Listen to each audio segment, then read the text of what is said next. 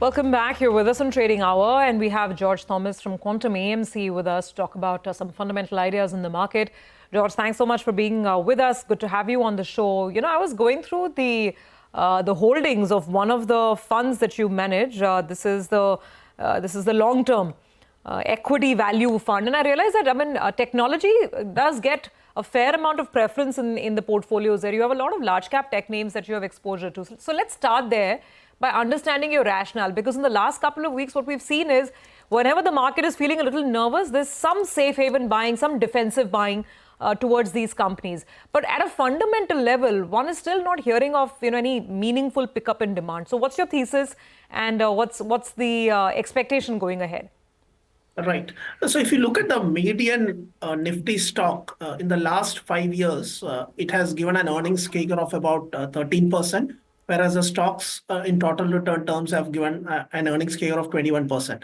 So IT, banks and staples are some of the exceptions where if you look at the return CAGR versus the earnings CAGR, there is not much staggering difference.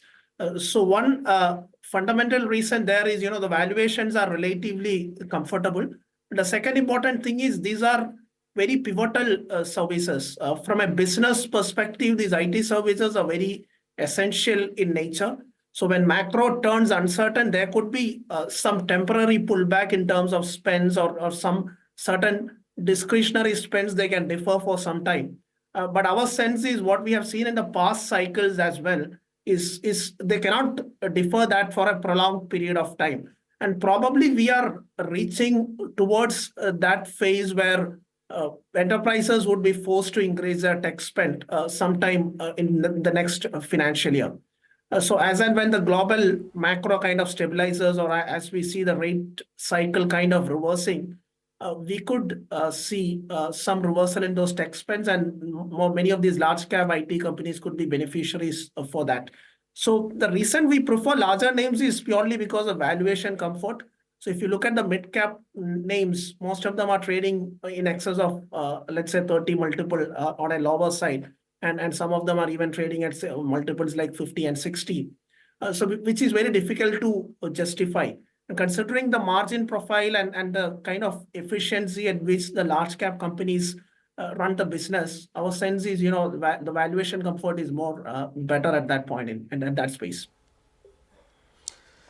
George, good morning. Thank you for joining in. What's your view on real estate? Where do you stand on that sector? Because the sector has seen a very strong run up in the last 12 months. I was going through some of your funds. I don't think you have any stocks that are listed in those funds when it comes to real estate. But there is almost a consensus among the street that there is a prolonged period of upcycle that is still left for these real estate players. And we are just in the first and initial phase of it. Where do you stand on this? Because of the stocks already having gone up 100, 200% in the last 12 months, is there any value still left there? See, real estate, from a cycle perspective, our sense is even for the next 3-4 years, the cycle should be fairly good. So one fundamental reason is, so we have had a fairly long 7-8 period where the sector, where the pricing went through the roof and, affordability took a hit. And slowly as the income levels picked up, the affordability has come to reasonable levels. And that's why we saw a lot of those latent demands translating to sales volume and stuff. And prices have not increased materially, surpassing the income growth levels. And therefore, the cycle is here to stay for some more time. But the challenge for us is there are very few names in the real estate sector which passes our governance and governance filter. And those names are quite expensive at this point in time.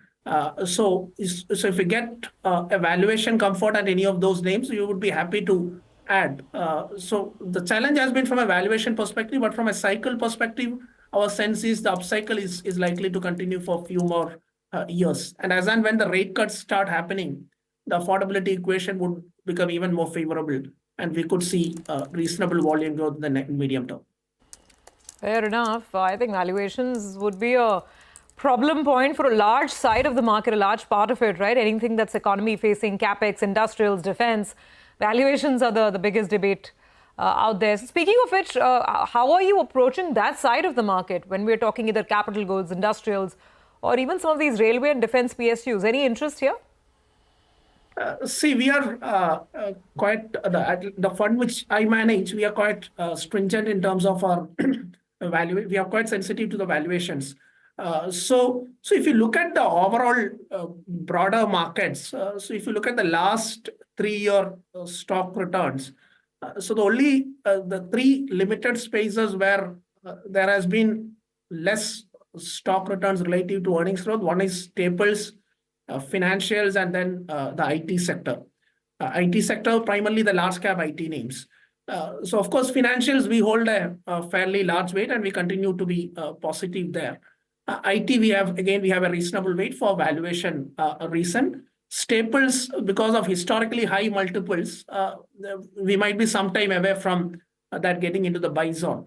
But otherwise, some of the sectors where you mentioned, the stock returns have far exceeded whatever the earnings growth, and even considering the pre-COVID multiples at which they were trading, let's say, even if we were to assume that those were slightly discount to fair multiples, those segments have gone to euphoric levels. So we generally tend to stay away from such sectors, where valuations have gone through the roof.